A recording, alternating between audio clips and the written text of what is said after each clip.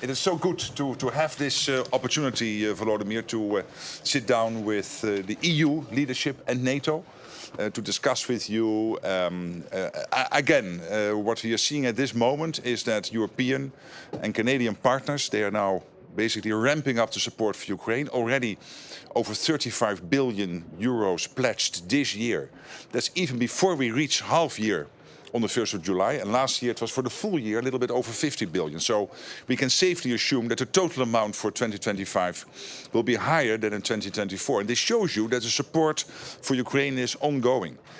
Tomorrow we will have a summit with NATO leaders, and I can also safely predict that the support for Ukraine going forward, closely linked to the defense spending of NATO countries, will be there, and will also make sure that, of course we hope the war will end soon, but if it takes more time, that you have the support in terms of military capabilities, but also when the peace comes or a long-term ceasefire, that you are so strong that Vladimir Vladimirovich Putin will never ever again try to capture 1 square mile/kilometer of Ukraine. And what we will today is coordinate closely between the EU and NATO to make sure that when it comes to all the practical support, we do the max.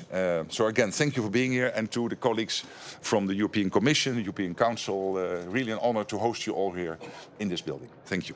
Thank you very much, dear Mark. Yeah, thank you for your invitation, your leadership and personal involvement. Thank you very much, dear Ursula, dear Antonio. So such a great opportunity to be in NATO Summit in Netherlands. And for us, what is the most important, that the unity of NATO countries and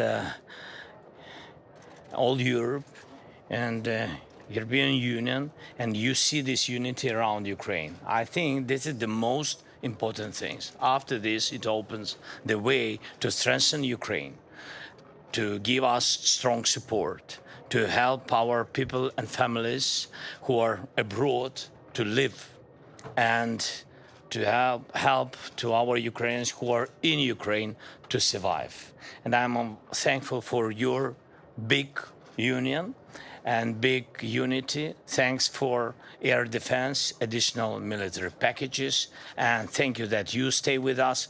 Not just stay strong. Thank you. Well, thank you, Mark, for gathering us here today, Ursula and I, with Volodymyr.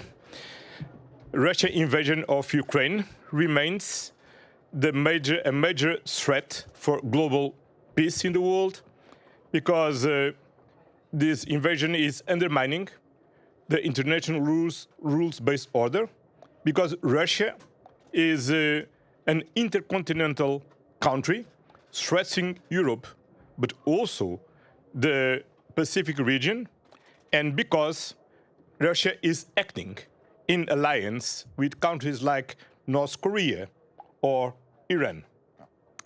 Secondly, a just and lasting peace in Ukraine is urgent. And I'm deeply disappointed that Russia is not engaging with the efforts for President Trump to achieve a just and lasting peace. While President Zelensky has already agreed on unconditional ceasefire, Russia not only doesn't agree, but even are increasing the intensity of their aggression to Ukraine. From our part, we will continue to give full support to Ukraine and to continue to put pressure on Russia through sanctions. And the 18th package of sanctions is underway. Finally, we are looking forward for our common future as Ukraine, entire member of the European Union. I'm very happy with the recent assessment of the European Commission about your impressive work to deliver on reforms in such difficult situations, and for sure we are reached the conditions to move forward the ongoing negotiation process to accession to the European Union. Thank you, Anton. Thank you. Thank you. So I can add, my dear friend Volodymyr, you're here among friends. And we stand by Ukraine from the very first day on, and you can count on us also for the future. We have just discussed how important it is for Ukraine to invest in the extraordinary, agile and innovative Ukrainian defense industry. Therefore, we have designed a funding program of 150 billion euros, we call it SAFE, where member states, but also Ukraine and other partners, can take these loans to invest in the Ukraine defense industry, which has shown its ability to innovate, to produce fast and reliably at scale. We can learn a lot from you, what that is concerned, but in this way we can support you also for the survival of Ukraine. Secondly, of course, there's constant financial support to Ukraine because we know you're fighting a war that is also protecting our values and our principles. And thirdly, indeed, we have to put pressure on President Putin that he comes to the negotiation table and that he's engaging seriously in negotiations for a just and lasting peace. Therefore, the 18th sanctions package is a biting one, is a hard one. I know that our G7 friends will follow suit with their sanctions.